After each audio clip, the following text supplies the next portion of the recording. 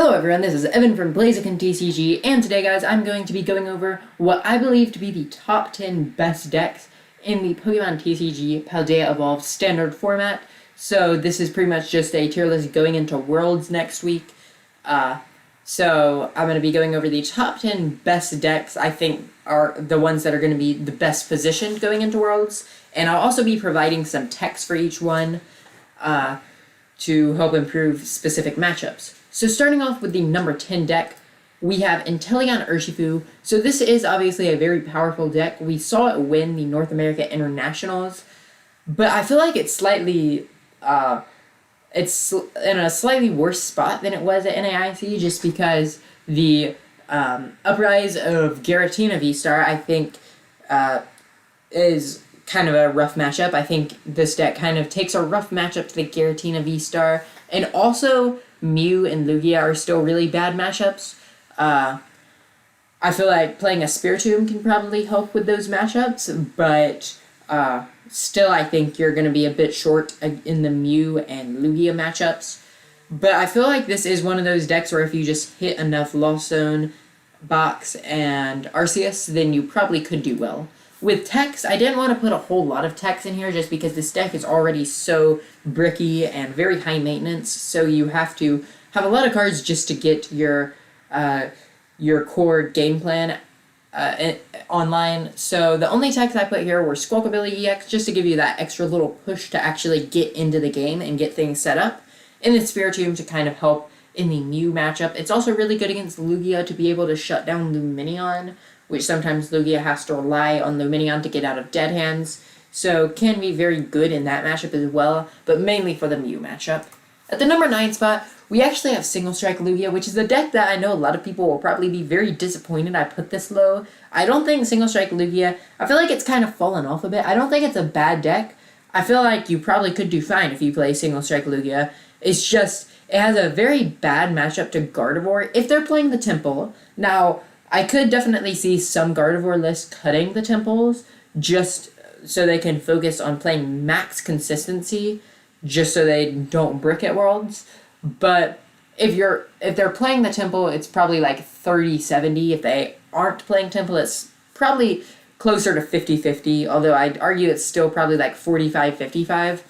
You do have the Dark type attackers to help in that matchup, but I feel like a lot of times just the Iono Temple can be very, very hard for you to actually recover from. And then also you a lot of times just kind of take an L to like stuff like Duraludon.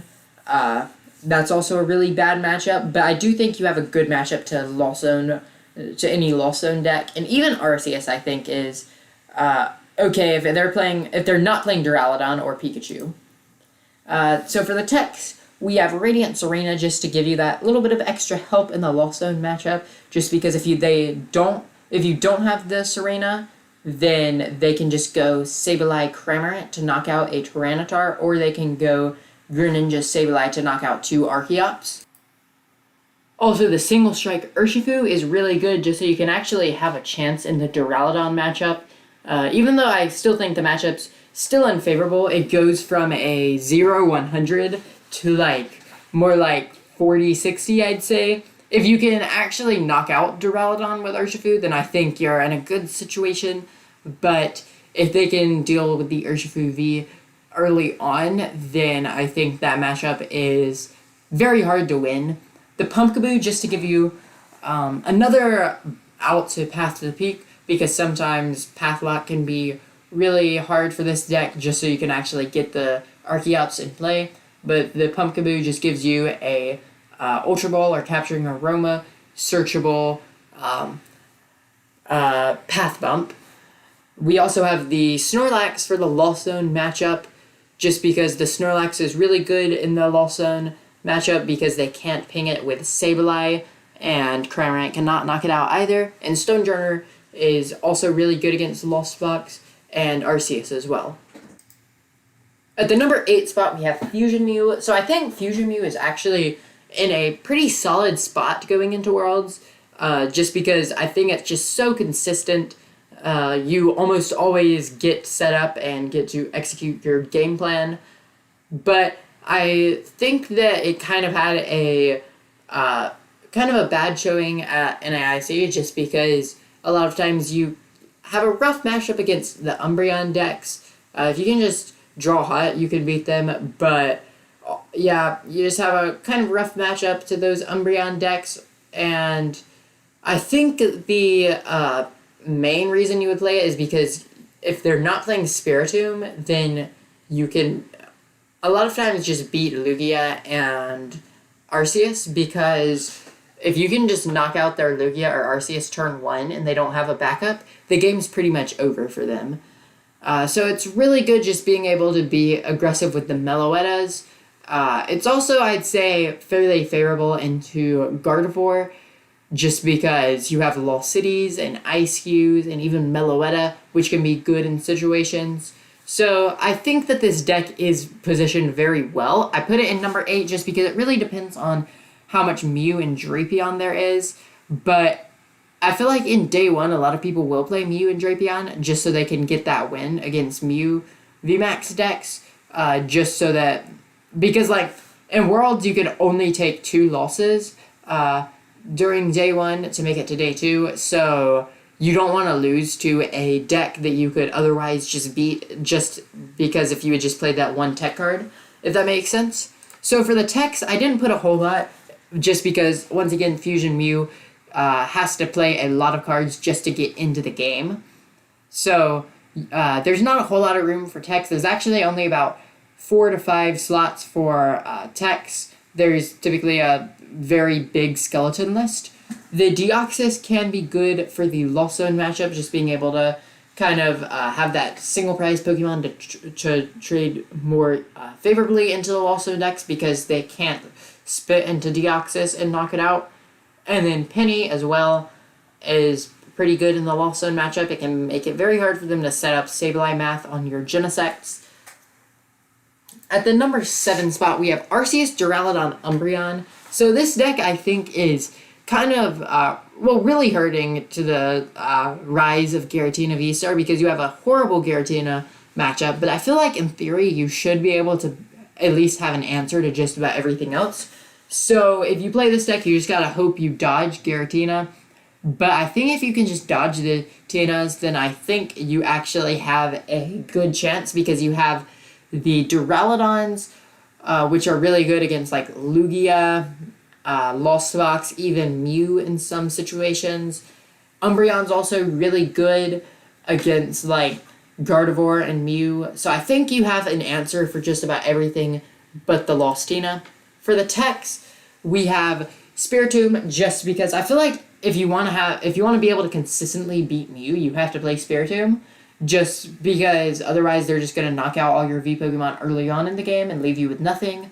So I feel like Spiritomb is very important just for getting into the game against Mew. Box of Disaster is also another really good tech, just because it makes it harder for them to set up big knockouts with Zacian. You're always going to be taking 2 prizes back by just knocking their Zacian out when they knock out your Umbreons. And then Charon's also, I think, is a card that we could see in this deck, just so you can pick up the Arceuses and have a little bit extra durability in the Lost Zone matchups, or at least against Lost Box.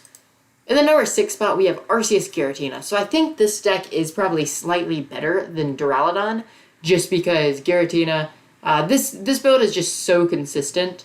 You just have the beep rolls, so you're never going to have to fear Iono, and you also have Path, Judge, and Iono, so you're just always going to be disrupting their hand, disrupting their abilities. I think that a lot of times can just win games just because you leave your opponent with nothing in their hand. So the 3 techs are going to be the same as the Arceus Duraludon deck, and pretty much for the same reasons. At the number 5 spot, we have the Palkia deck. So this is not Chien-pao with Baxcalibur. This is just straight Palkia Chien-pao.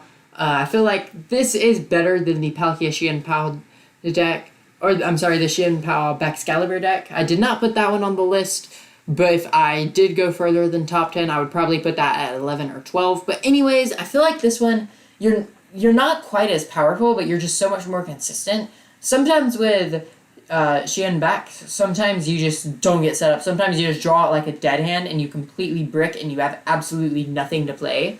So I think this deck kind of has a lesser chance of that actually happening. So I think that's probably the main reason you would want to play it. And it also seems to have very solid matchups as well. Being able to beat Gardevoir, Lost Box, Lugia, Mew, Giratina. I think you have an okay matchup against just about everything. For the text, we have Starmie V, just so you can have that really big attacker, just to hit big numbers against stuff like Arceus decks. The Suicune V, just so you can have that extra 2-prize attacker in Articuno. I don't know how good Articuno actually is, just because Lugia is playing 3 to 4 Jet Energies, but I can see Articuno being situationally good.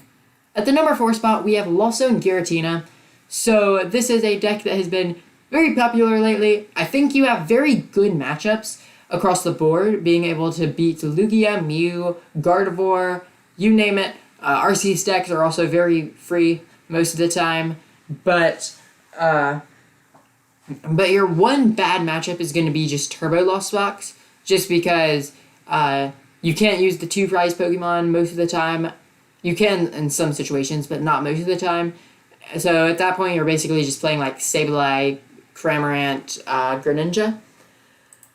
So if you can just dodge the Lawson decks, you should be fine.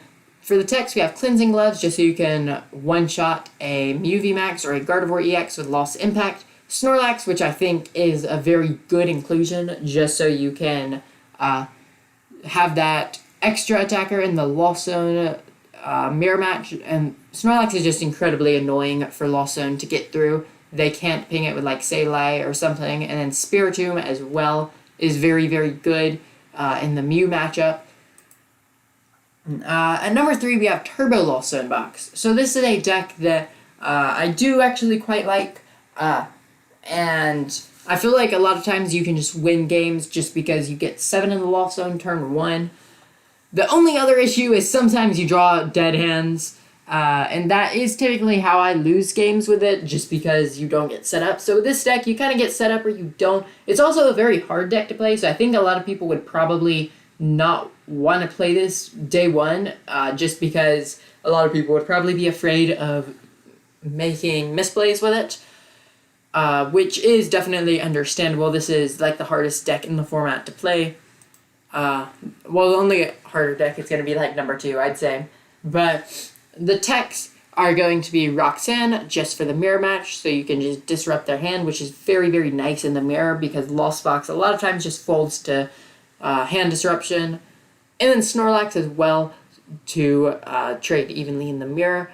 Or not trade evenly, just trade better, because they're going to be 2-shotting it, or they'll have to commit to a 2-prize Pokemon, which is good for you, because that is a free target towards the later stages of the game. At the number 2 spot, we actually have Kyogre Lost Box. This was my pick for the North America Internationals. I feel like this deck is definitely making a comeback. Like, Kyogre is just so good against all the multi-prize decks. Like, it's good against Giratina, good against Arceus, it's good against Lugia, Mew, you name it. Kyogre is very good into all those matchups. Now, this deck sometimes does brick harder, which is why I finished like 3-4-1 at AIC. I double bricked 3 out of those 4 losses, which is unfortunate, but this deck does sometimes brick harder. So if you can just draw hot, you should be fine. Unfortunately, I did not draw hot in AIC, but this deck, I think, is actually probably the best way to play Lost Box, I would say. I just really like Kyogre a lot, and I think this is probably the best way to play it at the moment. For the text, we have the same 2 cards for the same reason, Roxanne and Snorlax for the mirror match. Although with Lost Box, there's a lot of different ways for you to get creative with text, so there are definitely other texts. I just didn't put them all because there would be way too many to list. And at the number 1 spot, drumroll please, we have the Gardevoir EX deck. So this is no surprise. I feel like this is the best deck in the format, and I've taken quite a liking to the Gardevoir deck. I feel like if if I were to go to a regional or even Worlds right now, if I were to go to Worlds right this minute, Gardevoir would probably be what I play, either that or Kyogre Lost Box, or maybe even Giratina, but Gardevoir would probably be what I would lean towards. I just think it is just so consistent, so powerful, and has such good matchups. A lot of people say that it has a bad matchup to Lost Box, but I feel like that's actually not as bad as people think it is, just because Cresselia is really good in that matchup. Arcana Gardevoir is really good, and just Iono spam in the late game a lot of times just allows you to win over Lost Box.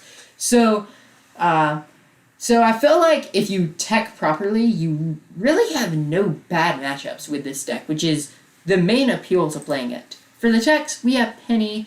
I put this one a little bit smaller just because I don't know if you would consider it a tech, because most of the lists are playing Penny right now just so you can get rid of Mawile. It's also really good in the Lost Box matchup just because if they have to like spit into Cresselia or something, you can Penny it back up or spit into Zacian. Something like that. Lost Vacuum can help against like the Panic Masks and Box of Disasters. Just so you... Yeah, I think Lost Vacuum is definitely really good just so you can get rid of those tools. Also, it serves as another way to bump paths. So I think just as a one-of, Lost Vacuum is very, very solid.